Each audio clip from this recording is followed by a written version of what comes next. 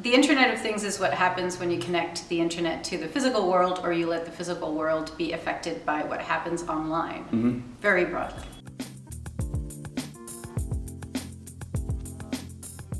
The way in which the Internet of Things affects people's lives today is very much in the connected objects that they've bought, whether that's a smart thermostat for their house or a connected wearable for their health. All of these connected experiences go and are created via a product that you've probably bought in a high street store somewhere. Those objects then connect to digital services which you're using, which you're switching, which are changing as well. And so that whole world of connected experiences of your physical environment to the digital space is the Internet of Things.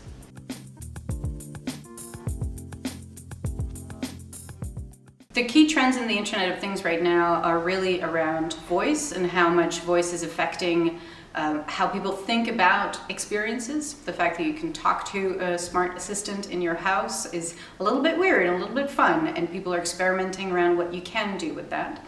There's also a lot of trends around essentially protecting consumers from those technologies, because these technologies mean that there's a lot of data being captured about your whereabouts, about how you live your life in the house.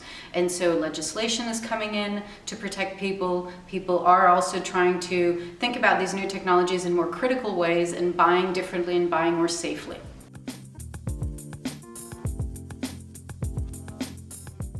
With the Internet of Things, one of the major concerns of the last, I would say, 3 years has been around security and cybersecurity. You're connecting your physical world and your environment to these digital services that can be hacked and they can be taken over.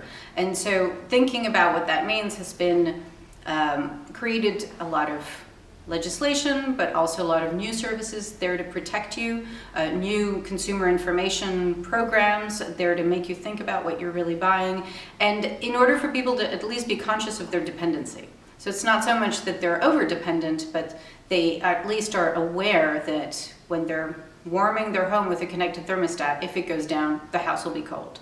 And so if they're made aware of that, they can think about how to mitigate against a breakdown of that service.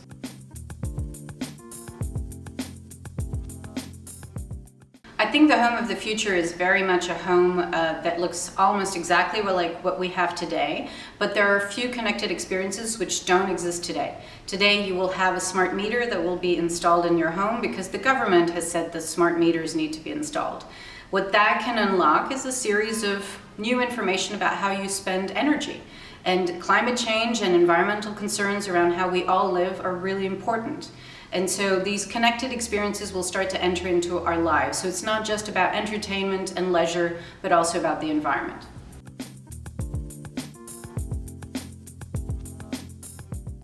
I think a lot of sectors will benefit a lot from putting sensors everywhere and really understanding what happens at what point.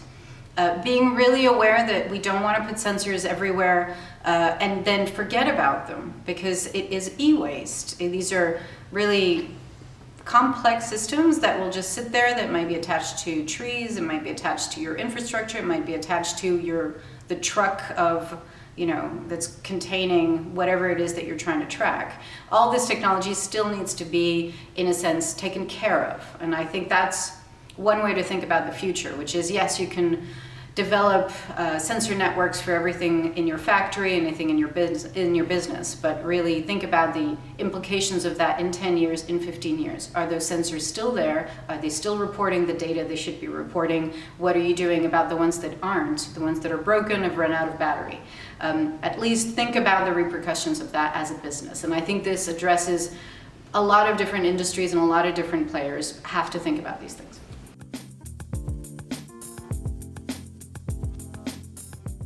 I think, so my new book, Creating a Culture of Innovation, is about the fact that innovation is not just something that you do because the other people are doing it, or your peers are doing it, or your competitors are doing it. It's something that needs to drive your agenda and your own business's agenda for the next 5 years. And people have a hard time thinking in 5-year terms right now. People think in quarters, they think in financial years. 5 years is a long way away.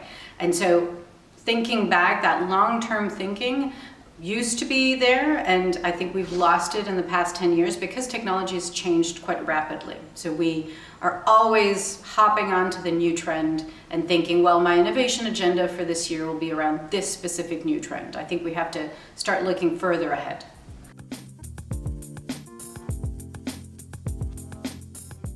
I think there were a lot of historic companies that did fantastic innovation work and had a really leading view. Disney is an example of that kind of company. Companies that are over 50 years old, historically Olivetti, the typewriter manufacturer. These are companies that were really anchored in the tomorrow and really far away tomorrow.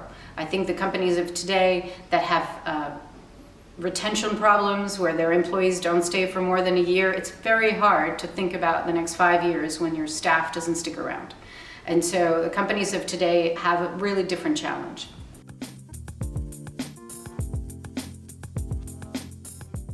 I think as a woman working in technology, you have to be extremely driven. You have to also be very patient because the environments that you're coming into are sometimes not very welcoming. And so you have to pace yourself, you have to pace your energy, and if there's an environment that you're in that you don't feel comfortable in, you should leave immediately. So don't think that you can just on your own change a whole culture of an entire building. There has to be some basic stuff that makes you feel comfortable as a woman in tech. If it isn't there, you're probably not going to change it on your own. Just go and find someone nicer.